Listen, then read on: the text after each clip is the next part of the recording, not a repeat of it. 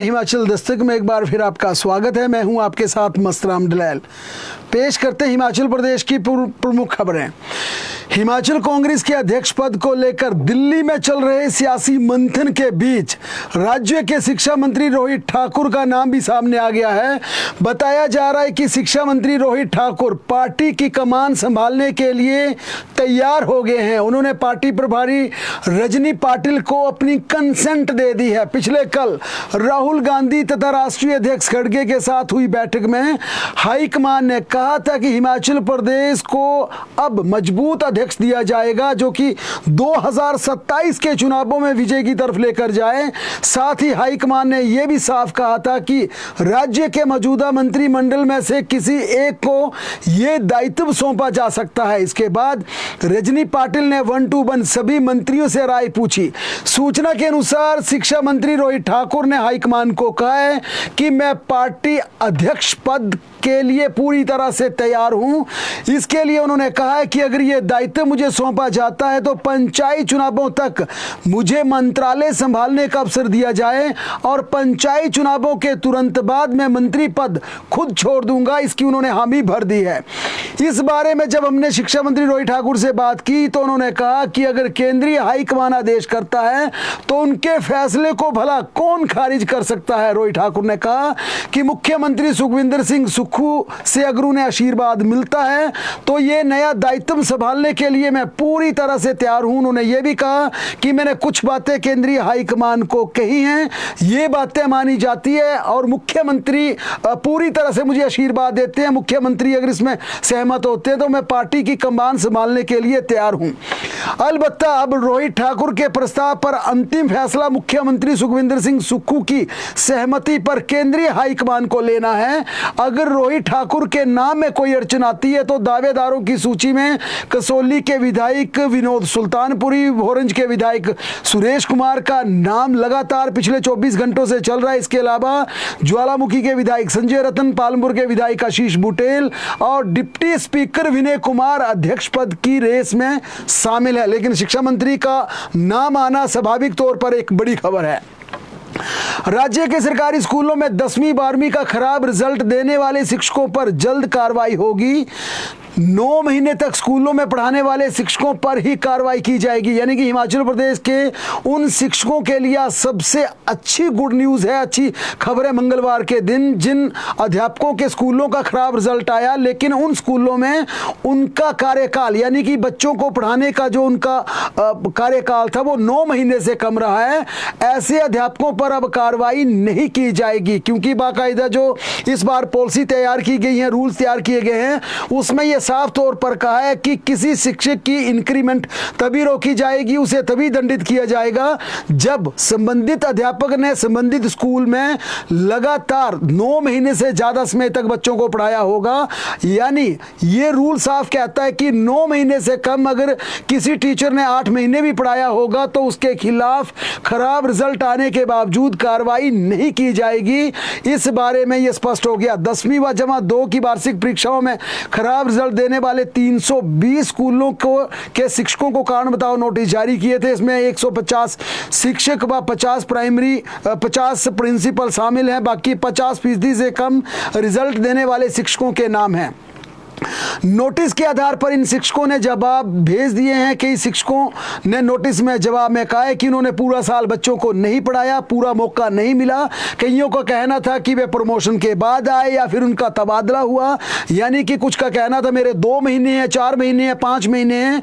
इसके चलते अब निदेशालय ने यह स्पष्ट कहा है कि जिस शिक्षक का टेन्योर मिनिमम 9 मंथ्स का होगा यानी जिसने बच्चों को 9 महीने या इससे ज़्यादा समय तक पढ़ाया होगा, सिर्फ उसके खिलाफ ही ये इंक्रीमेंट रोकने की और जो डिसिप्लिनरी एक्शन लेना ये कार्रवाई की जाएगी।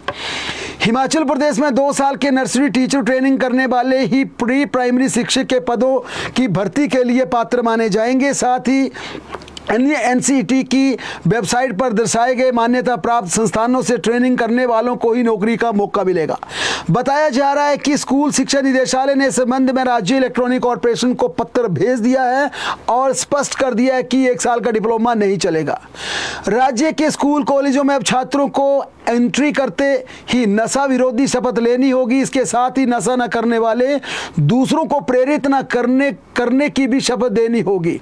राज्य सरकार की ओर से शिक्षा सचिव ने इस बारे में आदेश जारी कर दिए हैं।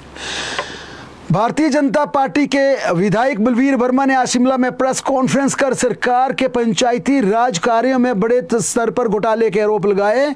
बलवीर वर्मा ने कहा कि आरटीआई के माध्यम से प्राप्त सबूतों के अनुसार बड़ा खुलासा हुआ है कि सिरमौर के रामपुर की भारापुरा पंचायत में स्कूटर और छोटी गाड़ियों में टनों के हिसाब से रेता, बजरी, गटका और सीमेंट ढोया गया। इसी के साथ फर्जी बिल बनाकर सरकारी खजाने से ठेकेदारों के खाते में भुगतान किया गया। वर्मा ने आरोप लगाया कि एक मोटरसाइकिल पर 2 फेरों के दौरान 17 मीट्रिक टन और दूसरी मोटरसाइकिल में 2 चक्कर में 8 मीट्रिक टन रेता, बजरी और रोड़ी ढुलाई के बिल प्रस्तुत किए गए और ठेकेदार को भुगतान भी कर दिया गया। उन्होंने इस मामले में उच्च स्तरीय जांच की मांग की है।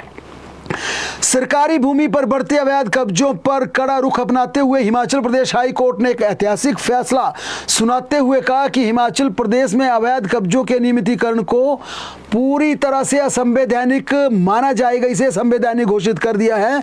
न्यायमूर्ति विवेक सिंह ठाकुर और न्यायमूर्ति विपिन चंद्र नेगी की खंडपीठ ने हिमाचल प्रदेश भू राजस्व अधिनियम की धारा 163(1) की संवैधानिक वैधता पर सवाल उठाते हुए इसे मनमाना और भारतीय संविधान के अनुच्छेद 14 का उल्लंघन बताया। अदालत ने कहा, अवैध कब्जाधारियों को कानून का पालन करने वालों के बराबर मानना अवैधता को बढ़ावा देने जैसा होगा और ये समानता के सिद्धांत को कमजोर करता है। अदालत ने टिप्पणी की है कि अनुच्छेद 14 धोखाधड़ी या अवैधता को बढ़ावा देने वाले सरकारी मामलों का समर्थन नहीं करता। राज्य सरकार को ऐसी नीति को असंवैधानिक करार दिया जो कि अवैध कब्जों को वैध करने की पैरवी करते हैं।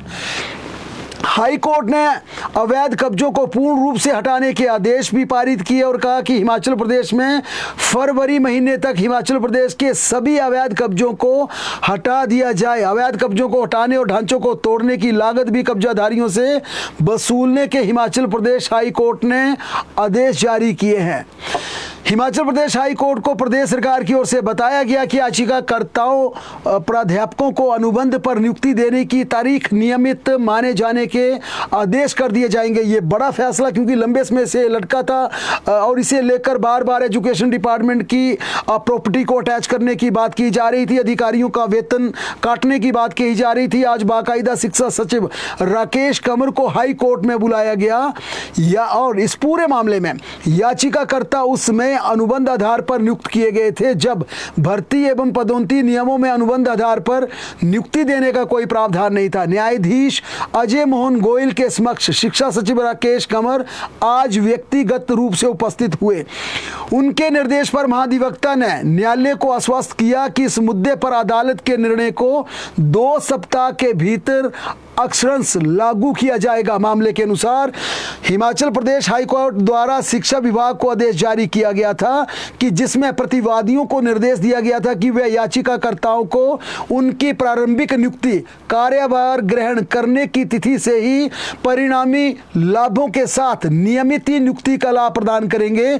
और आज हिमाचल प्रदेश हाई कोर्ट ने इस मामले में अपना पक्ष पूरी तरह से रख दिया, यानी सरकार आज मान गई कि इस केस में जितने भी कैंडिडेट्स हैं उन्हें ज्वाइनिंग डेट से रेगुलर कर दिया जाएगा। प्रदेश सरकार ने बिजली बोर्ड की ज्वाइंट एक्शन कमेटी को वार्ता के लिए बुलाया। 12 अगस्त को यह बैठक राज्य सचिवालय में आयोजित की जाएगी और मुख्यमंत्री सुखविंदर सिंह सुक्खू इन तमाम कर्मचारी नेताओं की बात सुनेंगे। सरकार द्वारा वार्ता पर बुलाए जाने के बाद ज्वाइंट एक्शन कमेटी ने 7 अगस्त को प्रस्तावित धरना प्रदर्शन स्थगित कर दिया है। प्रदेश के स्वास्थ्य क्षेत्र में पहली बार 7 अगस्त को अटल सुपर स्पेशलिटी आयुर्विज्ञान संस्थान चमियाना में रोबोटिक सर्जरी की जाएगी। अत्याधुनिक दी विंची रोबोटिक सिस्टम के माध्यम से यूरोलॉजी विभाग प्रोस्टेट स्टोन का ऑपरेशन करेगा। इस ऑपरेशन की कमान विभागाध्यक्ष डॉक्टर पंपोश रैना और डॉक्टर अनंत कुमार संभालेंगे। हिमाचल प्रदेश में अवैध होम स्टे संचालन पर 1 लाख रुपए का जुर्माना लगेगा। दोबारा पकड़े जाने पर बिजली और पानी का कनेक्शन काटने का भी प्रावधान किया है। प्रदेश में अवैध होम स्टे संचालन पर नकेल कसने के लिए प्रदेश सरकार ने यह व्यवस्था की है। औद्योगिक क्षेत्र नालागढ़ में पुलिस ने देह व्यापार का भंडाफोड़ किया है। पुलिस ने नालागढ़ के सैनी माजरा स्थित एक होटल में पंजाब, हरियाणा और यूपी की 7 लड़कियों का रेस्क्यू किया। पुलिस ने होटल के एक कर्मचारी को गिरफ्तार किया, जबकि होटल संचालक मौके से फरार हो गया। यमुनानगर में फार्मा कंपनी चला रहे हिमाचल प्रदेश के बिजनेसमैन के साथ केमिकल खरीदने के नाम पर 7,56,000 रुपए की धोखाधड़ी का मामला सामने आया। उधर मंडी में चिच्योट के कटवानी नाले में आज सुबह बादल फटने की घटना सामने आई, जिसमें 3 कमरों का मकान बह गया। हालांकि परिवार के लोगों ने भागकर जान बचा ली, मगर उनका सारा सामान बाढ़ में बह गया। बल घाटी में बाढ़ जैसे हालात बन गए हैं। खेतों में भी बाढ़ का पानी घुस गया। बीती रात से जारी भारी बारिश के चलते क्षेत्र के सुकेती खड्ड उफान पर है। दर्जनों गाड़ी इसकी चपेट में आ चुकी हैं। ब्यास नदी भी पूरी तरह से उफान पर है। इसके चलते नदी का पानी प्राचीन पंचवक्त मंदिर तक पहुंच गया है। मंडी कुल्लू NH पहाड़ी से पत्थर गिरने के कारण कई स्थानों पर यातायात के लिए अवरुद्ध रहा। मंडी से बनाला तक इस मार्ग पर कई जगह पत्थर व मलबा गिरने की सूचना है। मंडी जिला के सुंदरनगर उपमंडल में भारी बारिश के कारण SDM ने आज राजकीय वरिष्ठ माध्यमिक पाठशाला थमारी और खरलोग में छुट्टी घोषित कर दी। कुल्लू जिला में कई जगह सड़कें बंद होने से लोगों को खासी परेशानी का सामना करना पड़ा। कुल्लू जिला के रघुपुर घाटी के बालू गांव में भूस्खलन से प्राइमरी स्कूल बालू को भारी नुकसान हुआ है। भूस्खलन की चपेट में आने से गांव के करीब 5 से 6 घर बाल बाल बच गए। किन्नौर जिला के रिब्बा नाले में अचानक आई बाढ़ से इलाके में तबाही मचा दी, जिसके बाद लोगों ने बाग बगीचे और संपत्तियों को भारी नुकसान हुआ है। नाले का पानी और मलबा रिहायशी इलाकों तक पहुंच गया, जिससे लोगों में दहशत का माहौल बन गया है। बाढ़ आने से किन्नौर जिला के पूकाजा संपर्क मार्ग NH 5 घंटे के लिए बंद हो गया। किन्नर कैलाश यात्रा को प्रशासन ने तांगलिंग खड्ड में बाढ़ आने के चलते स्थगित कर दिया है। उधर कोल डैम प्रबंधन ने पानी के इनफ्लो देखते हुए सुबह बांध से पानी छोड़ा। वहीं हमारे पड़ोसी राज्य उत्तराखंड के धराली गांव में आज बादल फटने से खीर गंगा गांव पूरी तरह से तहस नहस हो गया। घटना आज दोपहर 1:45 बजे के आसपास की है। घटना के वीडियो और फुटेज सामने आए हैं, जिसमें साफ दिख रहा है कि ऊपर पहाड़ी से एक साथ मलबा और पानी आ गया। 34 सेकंड के इस वीडियो में देखा जा रहा है कि चंद क्षण में पूरा गांव इस मलबे की भेंट चढ़ गया और पूरा गांव बह गया। अभी तक मिली सूचना के अनुसार 12 लोगों के शव बरामद कर लिए हैं। 50 से ज्यादा लोग ऐसे आइडेंटिफाई किए गए हैं जो कि मलबे में दबे होने की आशंका जाहिर की जा रही है और ये आंकड़ा और तेजी से बढ़ सकता है। सेना ने कमान संभाल ली है और बचाव कार्य शुरू कर दिए हैं। हिमाचल प्रदेश में मौसम की बात की जाए तो 11 अगस्त तक मौसम खराब बना रहेगा। इस दौरान अधिकतर क्षेत्रों में बारिश होने का पूर्वानुमान लगाया जा रहा है। ऊना, मंडी, चंबा, कांगड़ा, सिरमौर व सोलन में कई स्थानों पर ज्यादा बारिश होने का येलो अलर्ट भी जारी कर दिया है। प्रदेश में बीते सोमवार शाम से जमकर बारिश हो रही है। मंगलवार को भी प्रदेश के शिमला, कुल्लू, मंडी, चंबा व सिरमौर में कई स्थानों पर तेज बारिश का रिकॉर्ड दर्ज किया गया और कल हिमाचल प्रदेश के कुछ जिलों में येलो अलर्ट रहेगा। बहरहाल प्रदेश की तमाम बड़ी खबरों के लिए लगातार जुड़े रहे हमारे साथ, देखते और पढ़ते रहें हिमाचल दस्तक।